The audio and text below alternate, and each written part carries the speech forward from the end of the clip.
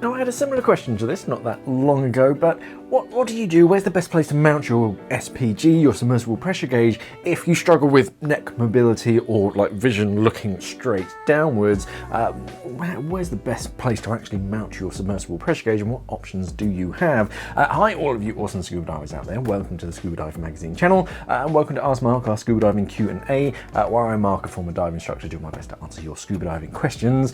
If you do have any diving questions, pop them down in the comment section underneath this video, and I'll get to them as soon as I can, as long as you put this hashtag in there. I do my best to answer any question that people put down in the comments, but these ones really do get featured, and I often put them both in our magazine and in one of these videos. So yeah, if you do have any questions, pop it down there, use that hashtag, and it might get featured. But yeah, today I'm answering a question from 𝐵𝐸𝐻 about where's the best place to mount your submersible pressure gauge. So 𝐵𝐸𝐻 says, "Hi Mark, with my neck issues, I have a bit of difficulties looking deep low to check my SPG bolt snaps to my waist D-ring. Is there another location or position to have your submersible pressure gauge on standby? Thinking probably tied to the big hose next to the inflator or bungeed on my arm like a dive watch. Wireless air is ideal, but may need some time for me to save enough to buy. Appreciate your thoughts." So with your SPG, yes, you do have a fair few choices depending on where you want your gauges, and ultimately it's kind of up to you. There's no right or wrong. The same with so many aspects with scuba diving. There are better or worse ways of doing things, but right and wrong is all kind of up to the diver and their entire dive team. So whatever works for you is best. There have been some standardized things that a lot of divers agree upon. However, if something works better for you, then yeah, you can just amend it. Just make sure that you think through every section. So think through, in an emergency, is this going to affect me in any way, and have those kind of considerations. So you mentioned wireless air integration. Yeah, that's a no-brainer. That is quite a costly one. You have a wireless air transmitter fitted to your regulator first stage, and then you have a dive computer with wireless air integration built into it. Yeah, if your dive computer doesn't do that, then you need a brand new dive computer, and you need to buy a transmitter. Transmitters are upwards of £250, so they get fairly pricey. Certain times of year that might be coming up soon, it's not unusual to see some reduced price or sometimes free transmitter offers when you're buying a new dive computer. So now, leading up to the end of the year and Christmas time, you might get some special offers on some dive computers. No promises, but sometimes it does happen most years. So yeah, if that is an option for you that you are considering, then yeah, that is one option. If you do struggle to like look downwards and see things down here, the most common place to attach your submersible pressure gauge is on your left hand hip. So if you look at like a DIR harness, you'll see it often has a D-ring on your left hip, but not on the right. So that's where that submersible pressure gauge goes. However, divers aren't checking their gauges down there. I mean, I think I've done it on occasion. However, what's much more common is to disconnect it and then read your gauges in front of you, which is much more comfortable. That's why we often have a large eye bolt snap attached to the submersible pressure gauge, so that you can put a finger through it and you can have control of that gauge, and then putting it back is that much easier.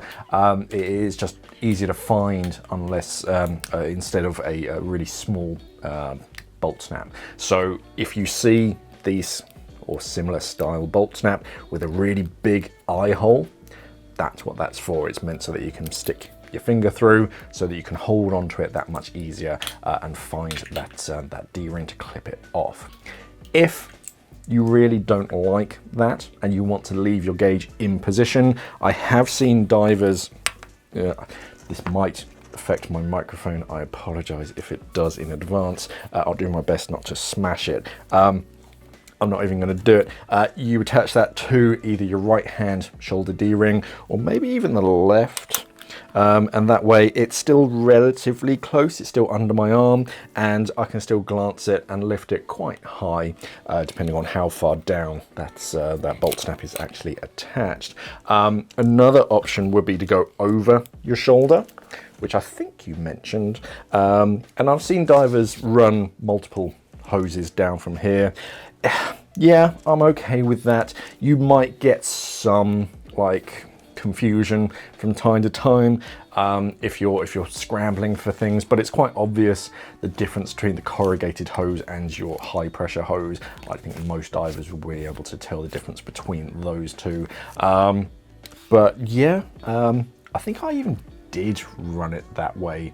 Oh no, in the HSE course, we ran like 2 submersible pressure gauges, one underneath the shoulder strap on one side and one under the other for the bailout, so that you had 2 almost like side mounts where the gauges are just there. But yeah, that worked. It's a different style of diving. It is not recreational diving, but yeah, if that's kind of what you're suggesting, and the message says is that you struggle to do that to read your gauges, then yeah, I would just disconnect it so that you can read it much closer, and then put it back. It takes a bit of practice, and when you've got like chunkier gloves and whatnot, yeah, just practice putting it back. But that's where that D-ring, the location, is quite important when you're threading a proper like harness like this. It really does have to be on that I don't know what you call it, where it's on like the outermost section, straight down. If you've got a seam on your shirt, it should run straight down the side of your body. That's where that D-ring should go, at the most outermost point, and it's that much easier to find. And yeah, that's it really. And yeah, if you do struggle, then yeah, you can get longer hoses. You just want to make sure you don't get too much slack that's going to get caught on something, because that's the last thing that you need. Yeah, I have seen some divers have it up so it wraps around their chest, but then in emergency, it's something crossing over the body, which is just something else that the rescuer has to think about to undo, and that's just going to slow things down and literally tie you up. And between each dives, when you're trying to de-kit, if you forget about it, then you're just it's going to go around your neck. So yeah, I would recommend just having it on your hip, and then just disconnect it as you need it. Yeah, ultimately it's up to you. Whatever works for you. Have a look at standardized like equipment and regulator setups. They've gone through like generations of like improvements, and different groups have like improved them ever so slightly over the years, just to find like the safest and the most efficient equipment setups, and they're set up that way for a reason. But yeah, if there is a slightly different twist that you can do to it that does work for you, then yeah, sort of play about. But obviously try and do it in a safe environment, and only make that one change so that you're not task loading. But yeah, if you are interested and you are considering like wireless air integration, yeah, the transmitters, they're upwards of 200. Some are even more expensive than that. And but this time of year, you've got Black Friday coming up, you've got Christmas deals as well. A lot of the brands quite often do some kind of, it's normally either a free octo offer or a reduced price octo offer when you're buying a complete new set of regulators. Sometimes it's a wireless air transmitter offer. You get a free transmitter when you buy certain dive computers, or a reduced price dive computer because times are getting tough. And then that's just an incentive to invest in a new computer. But yeah, that's the most expensive way. The cheapest way is literally just to unhook that SPG and look at it higher up, and that's what I tend to do. Any other questions?